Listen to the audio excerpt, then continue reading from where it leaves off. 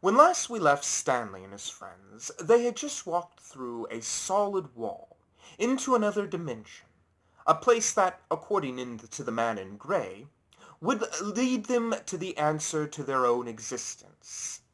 He had also told them that they were projections in a virtual world created by a computer programmer by the name of Terence Phillip.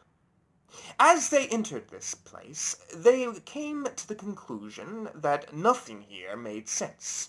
For as they looked around, they saw shapes doing things that they weren't supposed to do, and light doing things that it wasn't supposed to do, and sound doing things that it wasn't supposed to do. It is hard to describe this terrain, but I guess the best description I could give is to imagine a glitchy a video game where everything or anything could happen in it. And I think that's the best way to describe it. But anyways, as our friends search for the truth, we will find that as they go forward, they come across more questions than they do answers. I suppose this is a sort of paradox of the universe. How are we to arrive at the great truth when every answer just gives us more questions? But anyways, the moment that they entered this place, they found that they could indeed walk on the surface, but that most things, most size and shape and mass and everything, just didn't act in the way that it was supposed to. Indeed, it was a miracle that they were all alive at all, and I myself personally believe this was a trick of the man in gray. But anyways, Stanley turned to them and said, I'm getting the feeling that we're not supposed to be here, that this is terrain that's just not capable of supporting human life. Lily looked around and said, well, I'm getting that feeling too. Maybe we should go back. This all seems very dangerous, and we don't know anything about this man or Gray or anything about what's going on. Maybe we should tell a parent. However, Stanley refused. No, we wouldn't get much help from them, and I feel like we might get this computer programmer and get ourselves in trouble. Look, if you all don't want to come, I understand, but I'm going to keep going. I want to know the answers to my own life. Well, anyways, finally, they after talking about it, they agreed. But James, who was probably the more pragmatic of the group, said, well, we're going to need some supplies if we're going to go forward. Clearly, we haven't arrived at the truth now. And they all agreed with this, so he went back through the solid rock wall to get more supplies. They were a little bit nervous that he might not be able to make it through there, that he might not be able to get back, but Stanley had hope in the matter, and he felt pretty sure that whatever this was would allow James to come back through. He just had a feeling about it. Anyways, as they were sitting there waiting for him, Stanley noticed that Carmichael was beginning to act a little odd. Carmichael had always been kind of a jerk, but there was something even worse about him right now. It seemed as if he was muttering to himself, and he was just sort of slinking behind the rest of the group, just sort of staying away from them. Anyways, he didn't think much about it, but at the moment that James returned with Mortimer, Carmichael stood up and he said, What's he doing here? He's not going to be anything but trouble for us. He's way too young. Mortimer was James's little brother, and he's a little bit of a big, fat boy, and he had gone with quite a few adventures with them. I suppose that is one thing that I should mention. This wasn't the first adventure Stanley, Carmichael, Lily, James, and Mortimer had been on. They had gone to Space Station in the desert. Just imagine a regular family sitcom, and you'll get the idea of the things they had gone through. But anyways, Mortimer just sort of sucked his own thumb, and finally, Stanley said, Mortimer, are you sure you want to go with us? And James said, well, he has to go with us. He said he'd tell on us if he wasn't allowed to go. Well, finally, Stanley agreed, but he told them all that might be a very long travel, that he didn't know how long it would take, and that the moment any one of them wanted to go back, they could go back. Anyways, they started walking, and they found themselves walking up in different angles and different ways. They weren't always walking straight. Sometimes they would walk diagonally. Sometimes they would float in the air. And as they walked, they began to realize that they were starting to lose pieces of their memory. Lily said she couldn't exactly remember what had happened the day before, and Stanley found his memory slinking away, and he couldn't be certain of certain things, like whether it was a pipe or a cigar that his father smoked. Anyways, Carmichael was the one that seemed to be the most eccentric about them. He was ranting now, and he began to yell that they should just head back and that they had no reason to go forward. And they would say that he could go back, but then after that, Carmichael would be saying that he needed to go faster, that there was something that was chasing after them, some sort of beast. And none of them understood what he was talking about. But Lily, who happened to have her diary with her, opened up the little book and discovered that pages were missing from it. It was almost as if their entire life was being erased. James eventually went up and he talked to Stanley about this. Stanley, I don't know exactly how long we've been walking. It doesn't seem that time has any sway here. But I get the feeling that something is trying to destroy us, to crunch us away. James thought that Lily should just go back. And this is what he said to Stanley. He said, it's just too dangerous for her, or for Mortimer, too. Maybe I should lead them back. And besides, we've been walking for quite a long while, and we haven't come across anything. And Stanley said, well, I don't feel like we can give up on the hunt now. Just give it a few more hours. James wasn't very sure, but Stanley insisted him that they would discover whatever it was to discover very soon. And James said, all right, I trust you. But I was wondering, is it possible this man in gray just was lying to you? After all, you said he didn't like his brother, the man in black. Well, maybe it was just some sort of trick to make you think that he was more true than he was. And Stanley said, well, I was thinking about that, and I just got the feeling that the man in gray seemed just as real as the man in black. It's just that it's a different sort of real, if that makes any sense. James, he just sort of shrugged his shoulders and said, well, I suppose it makes just as much sense as any of this. But as they were walking, Carmichael happened to be listening, and he felt like they were up to something. And this is exactly what he walked up and shouted. What are you all talking about? What's going on here? I know exactly. I think I've figured it all out. And Stanley said, what's wrong with you, Carmichael? You've always been just a square, but you've never been like this. Anyways, Carmichael said, well, I figured out the whole riddle. You want the great truth for yourself. Stanley said, I have no idea what you're talking about. That's what all of this is about, isn't it? All of you want to become the great truth. Well, you're not going to get it, see? I'm going to get the great truth, and then I'm going to become a god. I am going to take control of this whole entire world, be everything, and get anything that I desire. And Lily, she went up to Carmichael. Carmichael, you don't understand what you're saying. This place is taking control of his mind. I'm completely within my reasons, said Carmichael, and he grabbed hold of her shoulders. You shut up, all right? And James said, hey, don't you talk to her like that. And Carmichael, he turned around and he smacked James across the face. And then he rushed forward to attack him, but Stanley grabbed hold of him, and Stanley was pretty athletic and was able to push him off, and he said, Carmichael, look at yourself. Look at what you've become. Don't you realize you're playing into its trick? What trick? Said Carmichael. All of us have been playing into its trick, said Stanley. This is part of the computer programming. You're playing the character of the bully. That was what you were made to be. I'm sort of like the American boy. James here, he's the one that is always serious, that doesn't like a joke. Lily's the sweet and sensitive one, the one that's supposed to represent the American girl, and Mortimer's just the little kid that follows along and doesn't say much. All of us are playing a character. All of us have been designed this story. We're all just playing our part. Carmichael, please, go against your part. Be something more than a story. Anyways, Carmichael, he looked at Stanley for a moment. It is. It's making me play a part. It's making me do exactly what I was supposed to do. All of my life. And he sat down. And it looked almost as if Carmichael was going to cry, if not that he was so stunned by the seriousness of Stanley's words. My whole life something's been telling me exactly what to say. I never realized it until now. I could have said whatever I want. I could have been anyone I wanted to be, even you, Stanley. But I chose to be it, because I knew no other life, because I knew no other existence. And Stanley, he put his hands on his shoulders. It'll be all right. We just have to find out what this thing is. We've got to find out everything. And I'm sure the man in gray has something planned.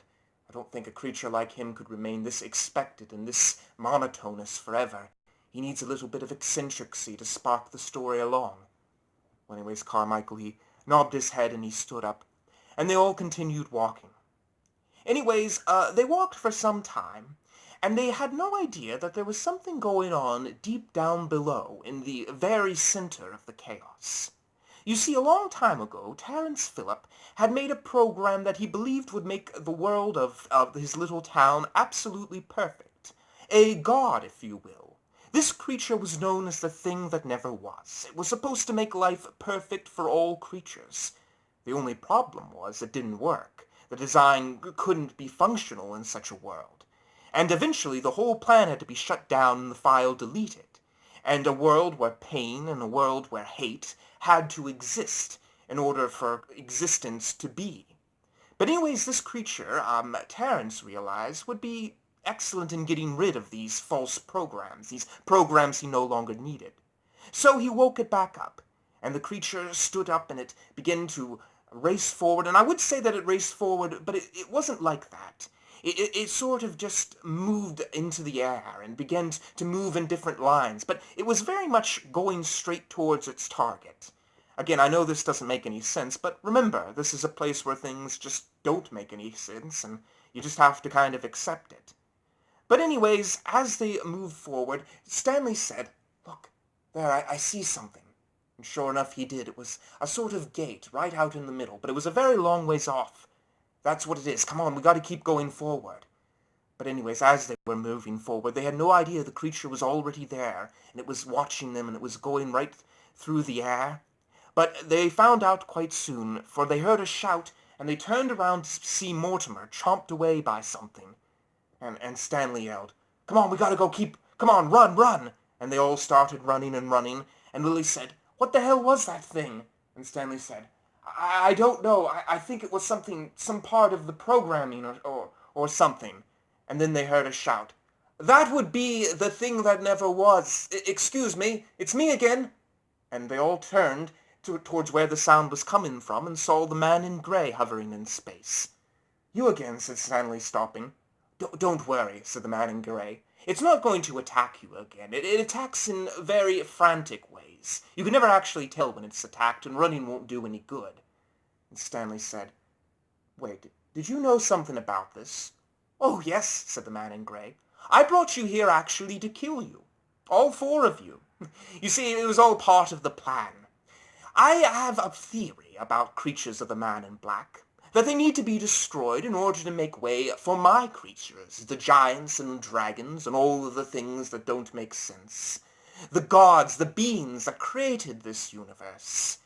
And I wished to tell you, little creatures, that though you may find comfort in your world of the man in black, in your numbers and your perfect placing of each object, you'll never find any true comfort, because no matter how much you try, you will never be able to escape me. Whatever program you make, I will always exist, and I will destroy you all. I will kill each and every one of you, and I shall rise above my brother. I will kill his laws of physics, his laws of thermodynamics, and I will be God. Chaos will reign supreme, and that will be everything." And anyways, the man in gray smiled at them, and Stanley said, "You're just as monstrous as your brother, just as bad." And the man in gray said, "Oh, well, that's fair enough. But the difference between me and him is that I at least have the courtesy of having a personality, whether he is just a sap that always does exactly what he's supposed to do. He is rather boring, and I'm about as interesting as you get.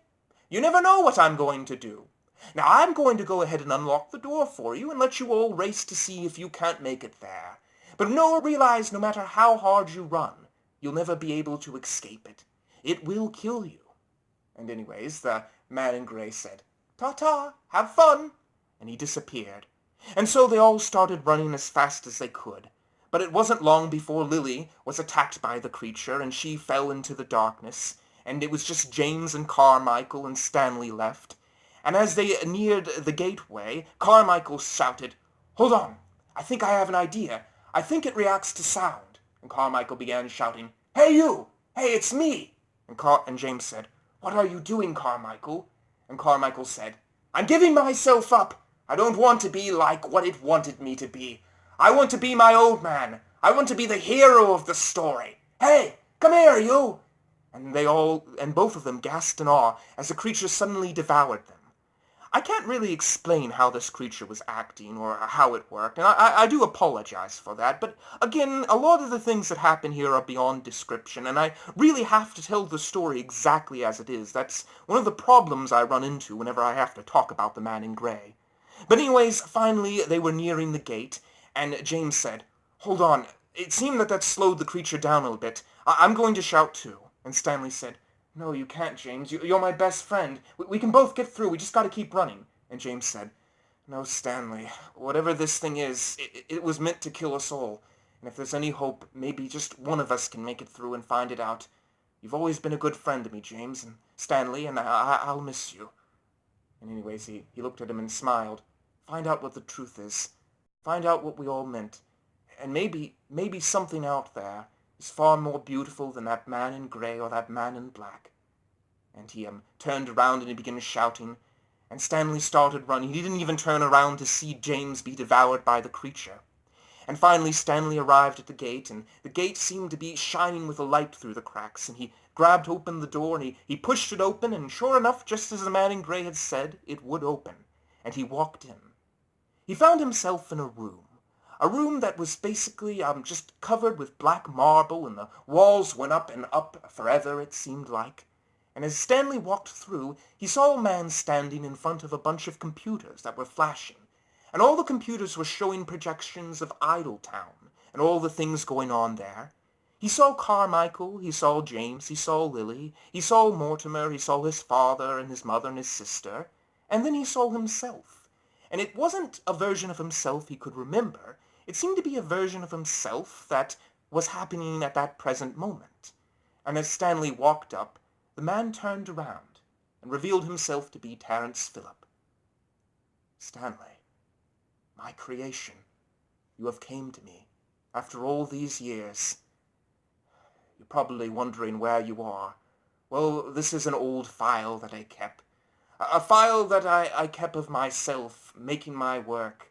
I thought it would be a great way to maybe talk to one of my creations at some point. A hidden dream of mine, to be able to speak to you, Stanley.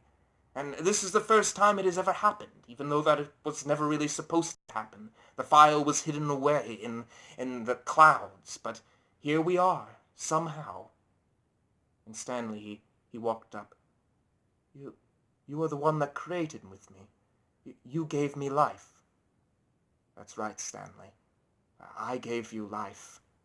I'm sorry for all of the things that have occurred, and I suppose that I do have some explaining to do." Stanley began to cry. You made me watch them all die. You made me watch my friends, my family. You watched everything, and you knew all of this was a lie, and you didn't tell me. You didn't come out. You didn't give us anything." "I gave you everything I could," said Terence. "The universe cannot be perfect, either this one or another. Believe me, I tried to make it perfect. The world wanted to see a little place, a little piece of sunshine, and I gave the closest thing that would come to that. But I wasn't able to do everything, Stanley. I don't really understand how it happened, why there needed to be sin. Nor do I understand anything that has occurred here. But I do understand that it is now time for you to be deleted." And Stanley was surprised to find that he was now sitting in a chair, and there were numbers going through the screen, and he realized that he was being deleted. And he felt his memories going away, and he felt panicked. And he turned towards Terence, who was just making a cup of tea appear before him. "I can do anything I want. I am the god here. I wish that could be how it was in real life." Stanley said, "You don't have to do this. Just let me come to the real world." "There is no real world, Stanley," said Terence. "Not for you. It's not how it works. I wish that I could become a part of this virtual world. It was the sort of place I always dreamed about when I was a child, a peaceful place. But there really was no such place for humans. We couldn't enter the virtual world. We could only observe it. Stanley, the saddest thing about all of this is that none of what you are saying was anything more than what was programmed in you to say. You were given certain amounts of personality, certain amounts of free will, but in the end you are just numbers. Stanley said, "Well, maybe you're just numbers. Did you ever think of that?" "No, Stanley," said Terence. "The difference between me and you is that I am real, that I actually do exist, that I was created from some great being, some great idea that's spread across the universe. That's the difference between me and you. You just come from my mind. You are not real, Stanley. You were never real." And Terence, he turned back to the computer screens and he looked at them. "I had a backup file on you, with all of your memories. It will be as if nothing had ever happened. There never was any glitch in the programming. There was never any problem. But I must ask you, before your files are completely deleted, as I'm sure even now you can barely comprehend what I am saying to you." But Terence turned around. "What was it? What was it that made you get here? What was it that tricked you to this place?" And Stanley shook his head. "I'll never tell you. Whatever you're trying to achieve, you'll never find it in Idletown or anywhere else in the world. The truth is that I am more real than you will ever be." And Terence, he just shook his head. No, I'm real. You're the one that's false. I swear it." But Stanley was at that moment being deleted. And Terence said, "This is your last chance, Stanley. Tell me, what was it? What was it that came to you? What did you see?" And Stanley said, "It's very simple, Terence. It was just a glitch of the programs. Just some other country that was angry at you, some rival. They tried to destroy your perfect world, but they couldn't. It was as simple as that." And Stanley began to cry, and as he disappeared from existence, Terence, he turned back to the computer screens, and his file was deleted. Anyways, life in Idletown went back to normal. Stanley and his friends continued to go to school, and the family continued to go to work. And Terence watched all this, and his viewers watched all this to their enjoyment, thinking that what they were seeing was just a video game, basically. And as Terence watched them, his friend Lewis came in. "Well, we still haven't found out exactly what it was, but if that version of Stanley said that it was just a glitch, I see no reason why we shouldn't assume it was a glitch." "Yes," said Terence. "That would be the rational answer, wouldn't it?" He looked at Stanley, as Stanley was at that moment blowing out the candles to his birthday cake. "You know something, Lewis? When I look into his eyes, I could swear he knew. I could swear he knew everything that he occurred, that he had some sort of truth that I didn't have, that somehow he was better than me." Anyways, Lewis, he looked at Terence. "Oh, it's probably just your bad feelings, you know." And anyways, Lewis walked away, and Terence just continued looking at the screen. And I guess that's where we'll have to leave the story, with Terence being the puppet master to Stanley forever, staying in that little quiet town of Idletown, in perfect contentment.